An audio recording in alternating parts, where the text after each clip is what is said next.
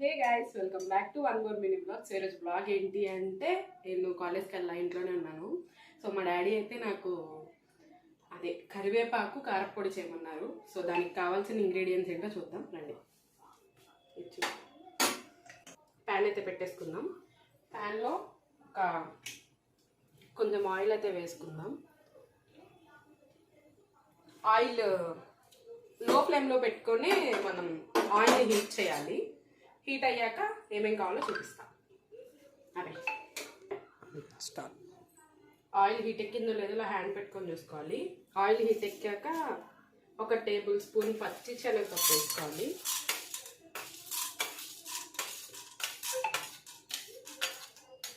Phone కనిపిస్తుంది.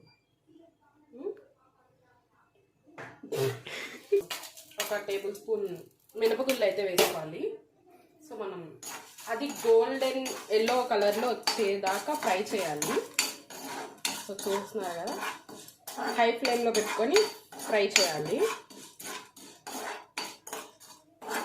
నాకు వంటలు రాదు, సో నేను ఇదే ఫస్ట్ టైం ట్రై చేయడం. మా డాడీ నన్ను ఎందుకు అడిగారు, అరే ఇంటి దగ్గర ఉన్నా కదా ఈరోజు నా కోసం ఏదైనా చెయ్యి అని.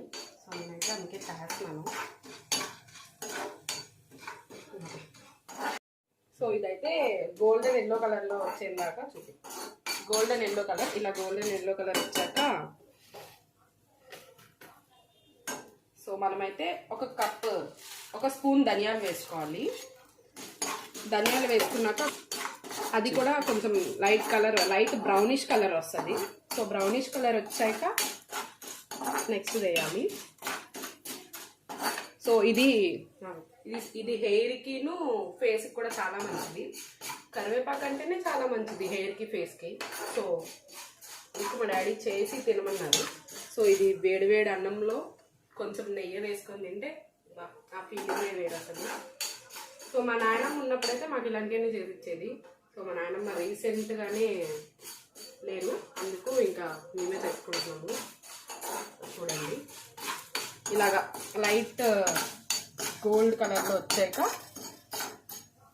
జీలకర్ర అయితే వేసుకోవాలి. 1 స్పూన్ జీలకర్ర వేసుకొని బాగా మిక్స్ చేసేయాలి. 1/2 స్పూన్ అయితే మెంతులు అయితే వేసుకుంటున్నా. ఎక్కువ వేయకూడదు, మెంతులు వేస్తే చేదు వచ్చేస్తుంది. సో 1/2 వేసుకోవాలి. సో అది కూడా మంచిగా ఇలా గోల్డెన్ కలర్లో వచ్చేదాకా ఫ్రై చేసుకోండి. హై ఫ్లేమ్లో అయితే పెట్టద్దు, లో ఫ్లేమ్లోనే పెట్టి ఫ్రై చేసుకోండి. మీ కారం తినే దాన్ని బట్టి అయితే వెండిమిరపకాయలు అయితే వేసుకోండి. నేనైతే ఒక 10 తీసుకుంటాను.